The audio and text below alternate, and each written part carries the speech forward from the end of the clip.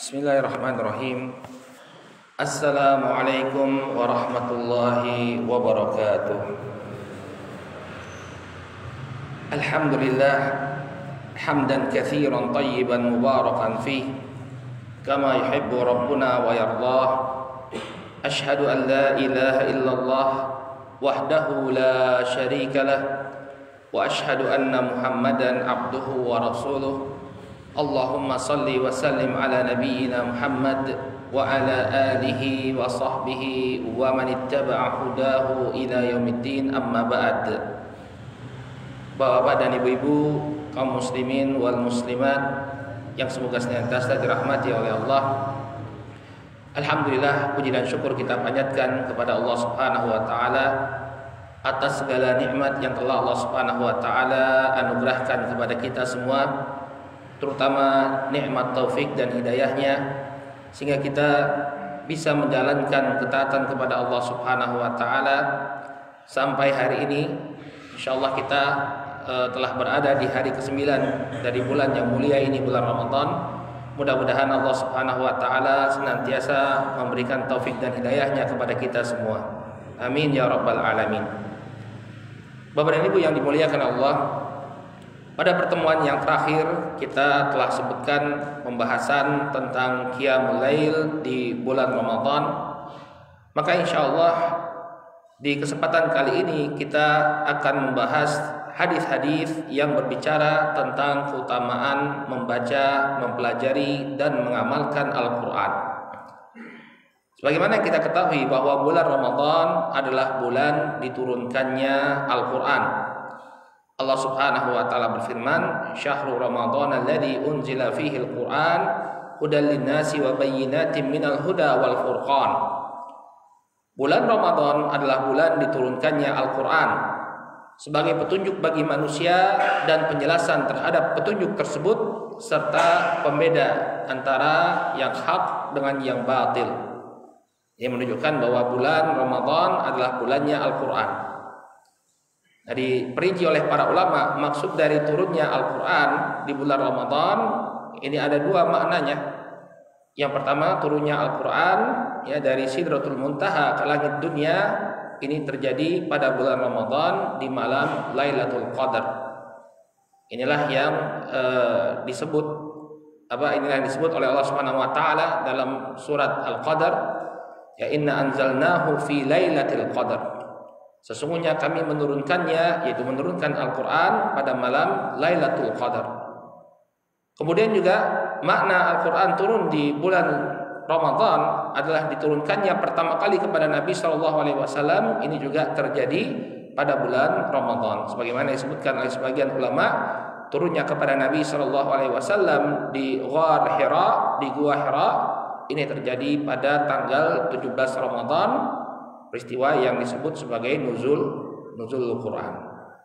Baik, jadi Al-Quran turun dari Sidratul Muntaha ke langit dunia. Demikian juga dari langit dunia pertama kali turun kepada Nabi SAW, kedua-duanya di bulan Ramadan. Oleh karena itu disyariatkan bagi kita untuk memperbanyak membaca Al-Quran di bulan Ramadan.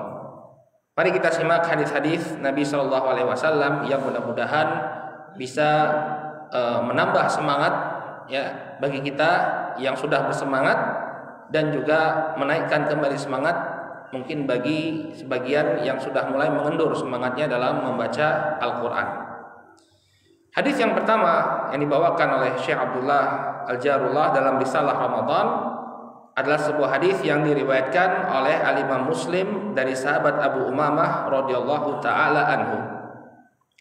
Nabi sallallahu alaihi wasallam bersabda, "Iqra'ul Qur'ana fa innahu ya'ti yaumal qiyamah syafi'an li ashabih." Kata Nabi sallallahu alaihi wasallam, "Bacalah oleh kalian Al-Qur'an itu, maka sesungguhnya dia akan datang pada hari kiamat sebagai pemberi syafaat bagi orang-orang yang membaca dan mengamalkannya." Di sini Nabi Shallallahu Alaihi Wasallam memerintahkan kita untuk membaca Al-Quran. Ya, disebutkan oleh para ulama ketika menjelaskan hadis ini bahwa membaca di sini artinya bukan hanya tilawatan saja, membaca tilawah, tapi juga mentadabburi dan mengamalkan. Karena Al-Quran itu diturunkan oleh Allah Subhanahu wa Ta'ala bukan hanya untuk dibaca, tapi untuk diamalkan.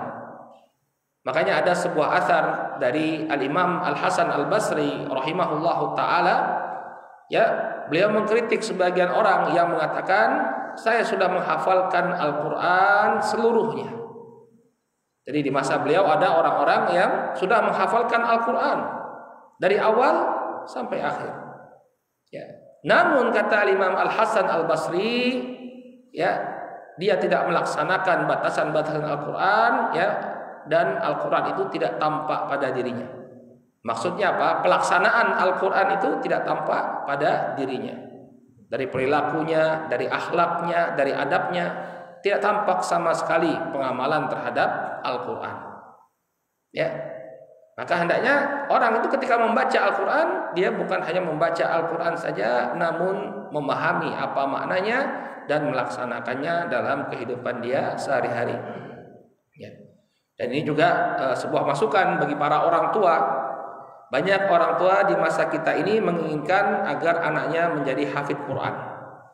Ya, terutama belakangan, ya, beberapa tahun ini kan ada lomba-lomba tahfidzul Quran ditayangkan secara langsung oleh sebagian televisi. Maka berlomba-lomba orang untuk menjadikan anaknya sebagai seorang hafidz Quran. Ya, kita katakan bahwa tidak ada yang salah menjadi hafidz Al-Quran, malah ini adalah sebuah kebaikan. Kita membutuhkan banyaknya hafidz Al-Quran. Akan tetapi ingat, yang dituntut dari seseorang terhadap Al-Quran itu adalah pengamalannya.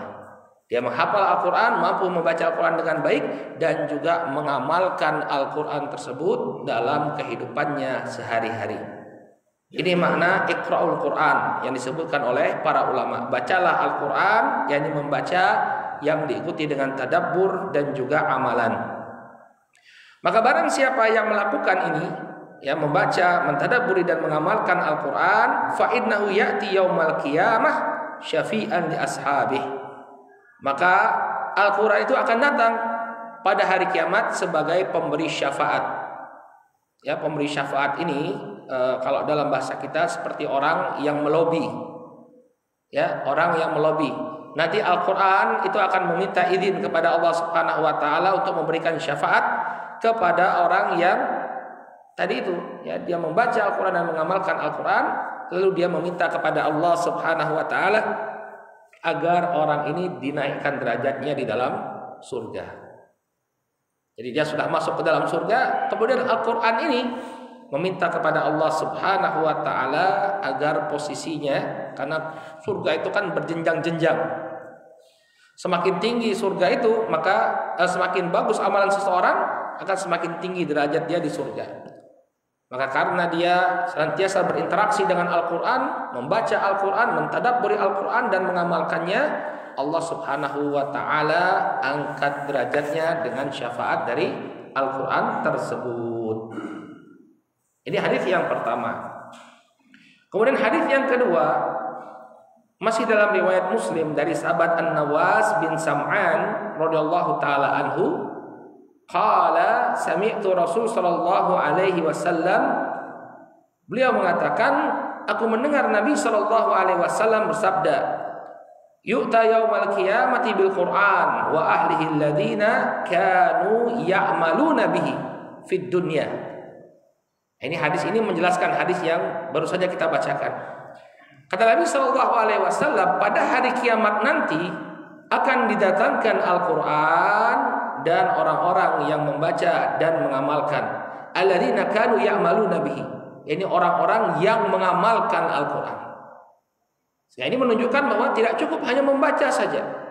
Tidak cukup hanya membaca saja, tapi apa yang kita baca itu kita amalkan.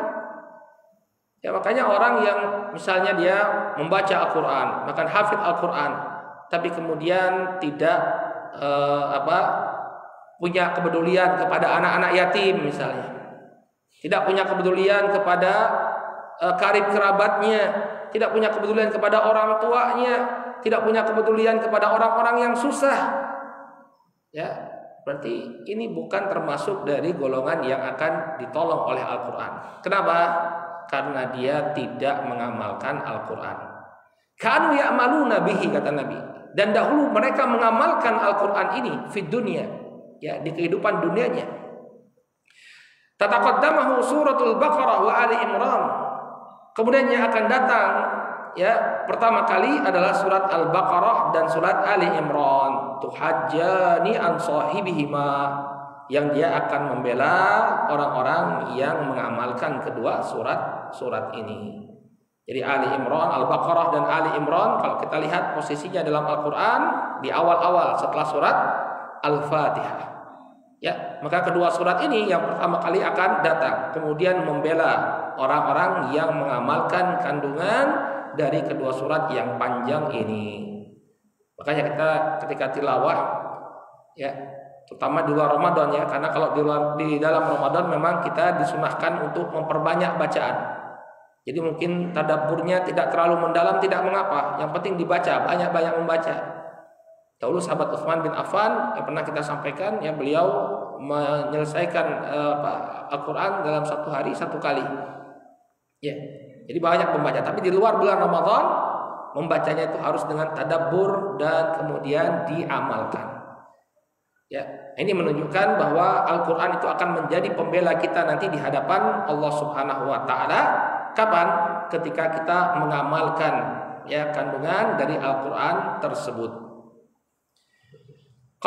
Kemudian hadis yang ketiga, hadis riwayat Bukhari dari sahabat Utsman bin Affan Dzunurain radhiyallahu taala anhu. Beliau mengatakan, qala Rasulullah sallallahu alaihi wasallam, khairukum man ta'allama al-Qur'an wa 'allamah.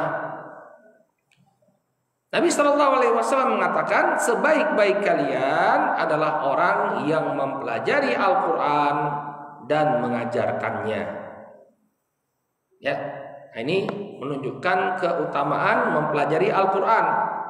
Baik itu mempelajari cara membacanya, kemudian mempelajari bagaimana cara memahami Al-Qur'an tersebut, ya, memahami tafsir dari Al-Qur'an tersebut. Ini semua masuk dalam cakupan mempelajari Al-Qur'an.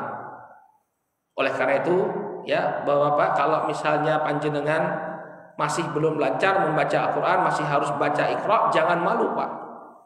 Jangan malu. Kenapa? Karena kita insya Allah akan dimasukkan ke dalam hadis ini. Walaupun Iqra 1, gak bisa baca Quran sama sekali, ya, tapi jangan malu kita, belajarlah kita. Ini yang kita harapkan, dijadikan sebagai orang yang terbaik di sisi Allah Subhanahu Wa Taala karena kita mempelajari Al-Quran. Walaupun belajar Iqra 1. Ya, di Masjid Al-Marhamah di depan rumah saya itu ada bapak-bapak, beliau pensiunan, yang mungkin selama ini sibuk. Kemudian setelah pensiun, ya, beliau jadi guru, ya, gurunya juga bapak-bapak sama-sama. Akhirnya dari awal nggak bisa membaca Al-Quran sampai lancar, masya Allah. Setiap subuh, Pak, setiap subuh privat, habis sholat subuh, habis zikir privat tiap hari, sampai bisa membaca Al-Quran dengan baik, masya Allah. Maka jangan ragu. Sebagian orang ragu, oh, saya sudah tua, masa harus belajar Iqra 1? Gak jadi masalah, Pak. Khairukum, sebaik-baik kalian adalah yang mempelajari Al-Quran. Wa 'allamah, demikian juga yang mengajarkannya. Jadi barang siapa yang sudah mampu untuk mengajarkan Al-Quran, walaupun itu hanya membaca Iqra, ya, Iqra 1 sampai 6, Kutubus Sittah, ya, maka hendaknya dia ajarkan. Karena ini banyak sekali faedahnya. Makanya kita jangan pernah meremehkan guru-guru TPA, ya. Guru-guru TPA itu pada hakikatnya mereka, walaupun di dunia mungkin balasan duniawinya itu tidak seberapa. Saya pernah lihat pengumuman di masjid, ya, untuk 3 guru TPA itu 1 bulan budgetnya 750.000, Pak. 2 kali seminggu ngajar TPA. Bayangkan. Ya, 250.000 1 bulan untuk 1 orang guru, 8 kali ngajar. Penghargaan kita terhadap guru Al-Quran itu sangat kurang. Dahulu Al-Imam Abu Hanifah, diriwayatkan dari Al-Imam Abu Hanifah, ketika anaknya itu sudah bisa membaca surat Al-Fatihah dengan fasih, beliau memberikan 100 dinar. Ya, 100 dinar, 100 keping uang emas diberikan kepada ustadz yang mengajarkan anaknya membaca Al-Fatihah dengan benar. Sementara gaji guru TPA di masa kita rendah sekali. Ya, tapi memang begitulah ya. Mudah-mudahan Allah Subhanahu wa taala yang memberikan ganjaran kepada mereka karena mereka telah mengajarkan Al-Qur'an. Coba bayangkan, ya, setiap kali anak itu sholat membaca surat Al-Fatihah. Karena wajah orang sholat kan baca surat Al-Fatihah, ya. Nggak sah sholatnya kalau nggak baca surat Al-Fatihah. Pasti baca surat Al-Fatihah. Maka itu pahala akan mengalir kepada sang guru. Mengalir kepada sang guru. Ya, belum lagi nanti dia baca Al-Quran, zikirnya, ya. Apalagi kemudian sang anak menjadi seorang dai, nyampaikan lagi Al-Quran kepada kaum muslimin. Wah, luar biasa guru TPA. Luar biasa guru TPA. Maka saya sering kalau kajian ibu-ibu itu, kajian parenting, saya ngomong ke ibu-ibu, Bu, kalau bisa tuh yang ngajarkan Iqra itu ibu sendiri. Biar pahalanya itu gak kemana-mana, ibu yang mendapatkan pahala.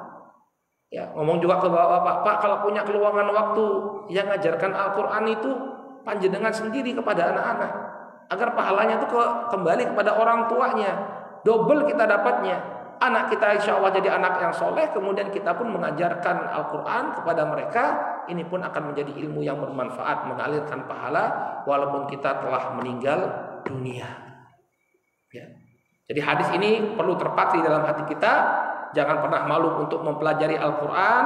Dan demikian juga besarnya pahala orang yang mengajarkan Al-Quran. Kemudian hadis yang selanjutnya, hadis riwayat Tirmidzi, hadisnya Hasan, dari sahabat Abdullah bin Mas'ud radhiyallahu taala anhu, Nabi sallallahu alaihi wasallam bersabda, "Man qara'a harfan min kitabillah." Hadis ini sering kita bacakan. Barang siapa yang membaca satu huruf dari kitabullah, falahu hasanah wal hasanatu bi asyri amsalihha. Maka dia akan mendapatkan satu pahala kebaikan, dan satu pahala kebaikan ini dilipat gandakan menjadi 10 kali lipat. Masya Allah. Satu huruf. Qala wala aqul alif lam mim harf. Tidaklah aku mengatakan alif lam mim itu sebagai satu huruf.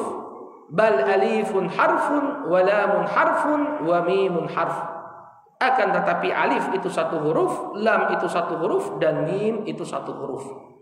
Ya, dari ucapan kita alif lam mim 30 pahala yang sudah didapatkan. Bagaimana kalau satu lembar? Ya, bagaimana kalau satu halaman? Bagaimana kalau satu lembar? Bagaimana kalau satu juz?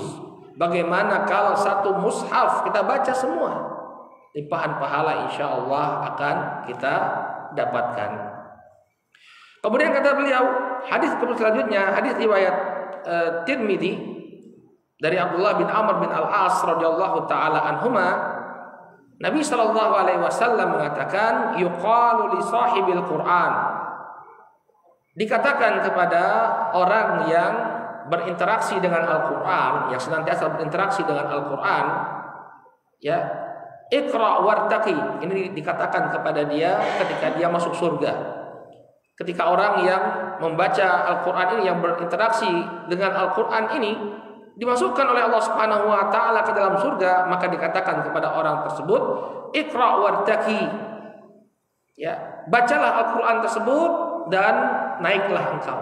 Nah, ini yang menunjukkan bahwa orang yang membaca Al-Quran akan dinaikkan derajatnya oleh Allah. Wartaqi, naiklah engkau. Warattil kama kunta turattil fid dunya. Dan bacalah Al-Quran itu ya dengan perlahan, sebagaimana engkau membacanya dengan perlahan di dunia. Jadi bacanya tidak terburu-buru, ya. Qala fa inna manzilatak inda akhiri ayatin taqra'uha. Maka sesungguhnya kedudukanmu itu sesuai dengan ayat terakhir yang kau baca. Ya, apa maksudnya ayat terakhir yang kau baca? Sebagian kita salah paham. Ini kalau ayat terakhir yang dibaca tentang azab neraka, berarti masuk neraka. Oh, bukan seperti itu maknanya. Maknanya, ya, sesungguhnya kedudukanmu ini tergantung dengan ayat terakhir yang kau baca. artinya semakin banyak Al-Quran yang kita baca, semakin tinggi kedudukan kita di surga. Ya, misalnya dia baca Al-Quran 6.000 sekian ayat, kemudian dia ulangi lagi, tambah lagi, berarti sekitar 12.000 sekian ayat. Terus lagi dia baca lagi, dia baca lagi, dia baca lagi. Nah, semakin banyak Al-Quran itu dia baca, semakin tinggi kedudukannya di dalam surga. Semakin tinggi kedudukannya di dalam surga, Masya Allah. Makanya jangan kita sia-siakan. Membaca Al-Quran itu satu hal yang pekerjaan yang ringan. Pekerjaan yang ringan. Bukan pekerjaan yang berat, tinggal duduk baca Quran, selesai. Ya, tidak perlu mengeluarkan harta yang banyak, tidak perlu mengeluarkan energi yang banyak. Cuma duduk baca. Tapi semakin banyak yang kita baca, maka akan semakin tinggi kedudukan kita di dalam surga. Kemudian hadis selanjutnya dari Aisyah radhiyallahu anha dalam Sahih Al-Bukhari dan Muslim. Nabi sallallahu alaihi wasallam mengatakan, "Alladzi yaqra'ul Qur'ana wa huwa mahirun bihi, ya, ma'as safaratil kiramil bararah." Orang-orang yang membaca Al-Quran dalam keadaan lancar, dia membaca Al-Quran dengan lancar, maka kedudukannya akan bersama dengan malaikat yang diutus oleh Allah Subhanahu wa Ta'ala yang memiliki keutamaan dan kebaikan. Jadi dia akan memiliki kedudukan yang tinggi.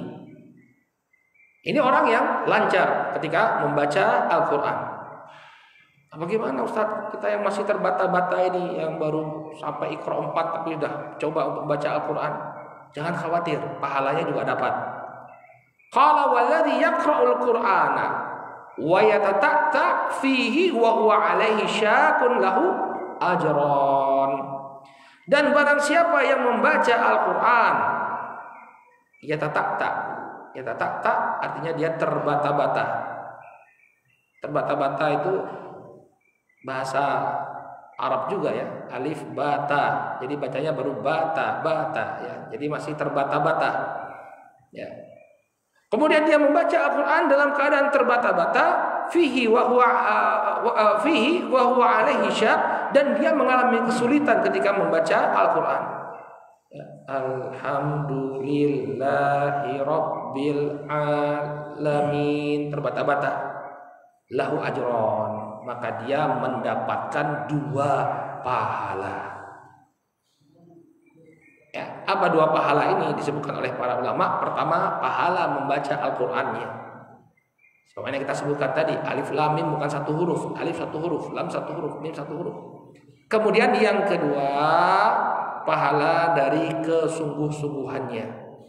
Dia melawan, ya, walaupun saya terbata-bata, saya mau membaca Al-Qur'an.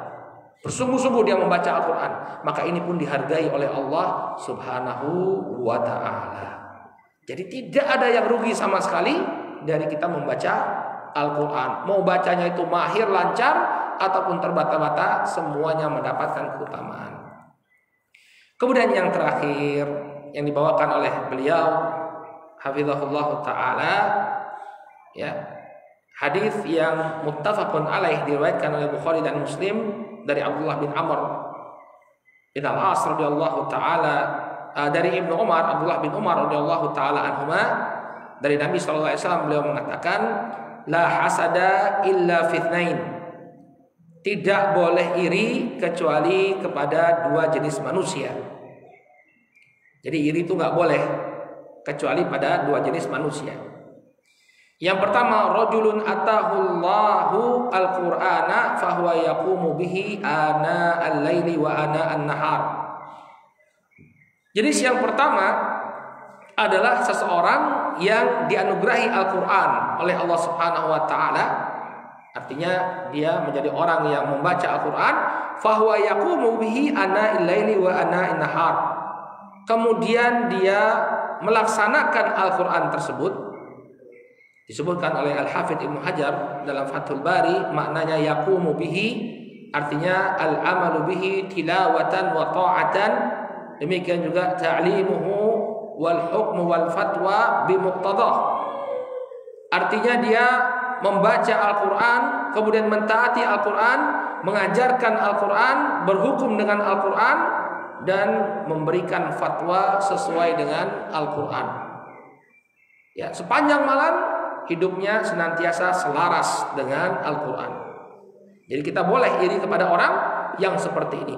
Kemudian yang kedua, warajulun atahullahu malan fahuwa yunfiquhu ana al-laili wa ana an-nahar. Dan seseorang yang diberikan oleh Allah Subhanahu wa taala harta, lalu dia infakkan harta tersebut di jalan Allah Subhanahu wa taala sepanjang malam dan sepanjang siang. Maka kepada kedua jenis orang ini boleh bagi kita untuk iri dan berusaha untuk meniru mereka. Inilah Bapak dan Ibu yang dimuliakan oleh Allah Subhanahu wa taala, beberapa hadis Rasul sallallahu alaihi wasallam yang berbicara tentang keutamaan ahlul Quran. Mudah-mudahan bisa memotivasi kita untuk menjadi ahlul Quran, ya, dengan membacanya, mempelajarinya, mentadabburinya, dan juga mengamalkan kandungannya. Mudah-mudahan kita semua dijadikan oleh Allah Subhanahu wa taala sebagai ahlul Quran, dan semoga Allah Subhanahu wa taala masukkan kita ke dalam surga, dan semoga Allah Subhanahu wa taala angkat derajat kita di dalam surganya. Amin ya rabbal alamin. Kita cukupkan dulu sampai di sini. Kemudian kalau ada yang ingin ditanyakan, terutama berkenaan dengan apa yang kita sampaikan, kami persilahkan. Kalau ada yang ingin bertanya, silakan Pak.